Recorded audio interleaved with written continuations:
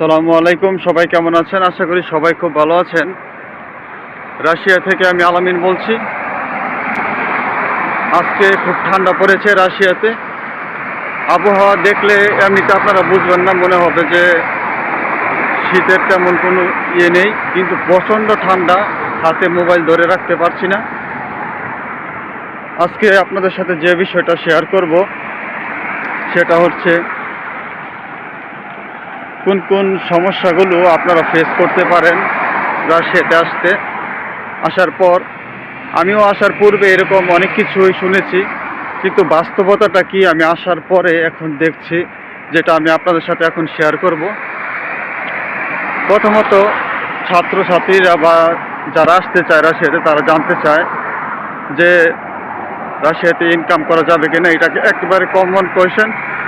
আমি বলতে চাই, আপনারা ইনকামের বিষয়ে কোনো কিছু ভাবার দরকার নেই। যদি আসার সুযোগ থাকে তাহলে চলে আসবেন। দ্বিতীয় যে সমস্যাটা আপনারা মনে করেন এবং কোয়েশ্চেন করেন যে এখানকার মানুষজন কেমন। এখানকার মানুষজন আপনাদেরকে শুধু শুধু কোনো কিছু জিজ্ঞেস করবে না। তাদের এতটা টাইম নেই, সময় নেই আপনাদের সাথে অযথা কোনো কিছু নিয়ে বাক বিতণ্ডা বা কোনো বিষয় নিয়ে কথা বলার। আশা করি বুঝতে পেরেছেন, এখানে সবাই ব্যস্ত। আরেকটা জিনিস, আপনারা এখানে জব পাবেন কিনা সে বিষয় নিয়ে অনেকে টেনশন করেন। এই বিষয়গুলো আগে বলা হয়েছে, তারপরও আবার বলছি। এখানে আপনারা প্রথম অবস্থায় আসলে হয়তো বা কাজ পেতে একটু সমস্যা হবে, কিন্তু আপনারা 1 বছর খুব ভালোভাবে চলার মতো ইনকাম আপনারা এখানে করতে পারবেন। 1 বছর পর আপনাদের ভার্সিটি যখন আপনাদেরকে স্ক্রাপটা দিবে, মানে কাজ করার একটি পেপারস দিবে, যে পেপারসটির মাধ্যমে আপনারা লিগালি দিনের বেলা হোক আর রাতের বেলা হোক আপনারা জব করতে পারবেন। আশা করি আপনারা বুঝতে পেরেছেন। আর সবাই আপনার মেন কোর্সে ওঠার আগে তারা জব করছে, আপনারাও আশা করি করতে পারবেন। কাজ নিয়ে কোনো সমস্যা হবে না। আমি যেহেতু বলেছি যে 1 বছর চলার মতো ইনকাম, 1 বছর চলার মতো ইনকাম যেখানে করা যায় সেখান থেকে আয় করার মতো ইনকাম করার সুযোগ থাকে। আশা করি আপনাদেরকে ভেঙে বলতে হবে না। কিন্তু আরেকটা বিষয় সমস্যা, সেটা হচ্ছে ঠান্ডা। আপনারা যদি ঠান্ডাটাকে সহ্য করতে পারেন তাহলে আপনারা রাশিয়াতে আসবেন।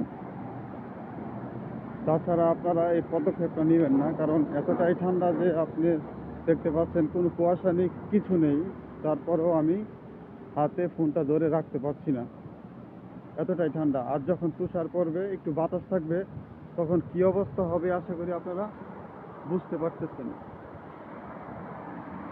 তো এটাই আপনাদেরকে বলার ছিল। তাছাড়া আপনারা রাশিয়াতে স্টুডেন্ট বিষয়ে আসার পূর্বে আপনাদের মনে স্থির করতে হবে যে আপনারা আসলেই কি মন থেকে চাচ্ছেন কিনা। কারণ আসার পর অনেকে দেখা যায় যে বিভিন্ন মানুষের সাথে এখানে চলার পর ফ্রাস্ট্রেট হয়ে যায়। ফ্রাস্ট্রেট বলতে কেউই কিন্তু চায় না আপনি এখানে আসার পর।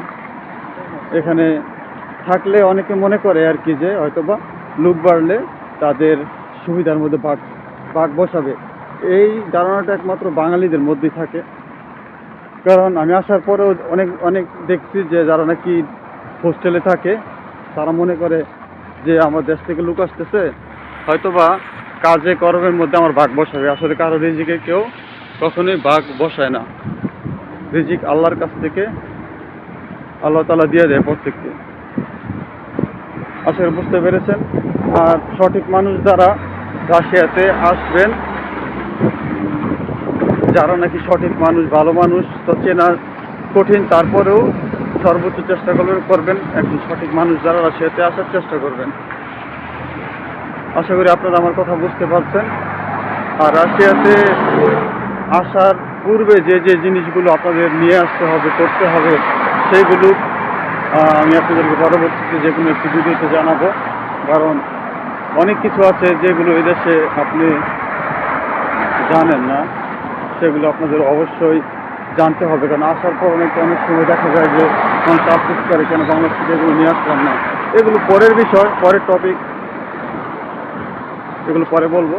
আশা করি বুঝতে পেরেছেন। আর কেউ যদি ফেব্রুয়ারি বা সেপ্টেম্বর ইনটেকের জন্য ট্রাই করেন রাশিয়াতে আসার জন্য, যদি কোনো হেল্প লাগে তাহলে আমাকে আপনারা নক দিবেন। আপনাদেরকে সর্বোচ্চ আমার যে যতটুকু জানা আছে, আমার যতটুকু লিঙ্ক আপ আছে, এবং আমি আপনাদেরকে সে অনুযায়ী সাহায্য করব। আশা করি বুঝতে পেরেছেন। ধন্যবাদ সবাই।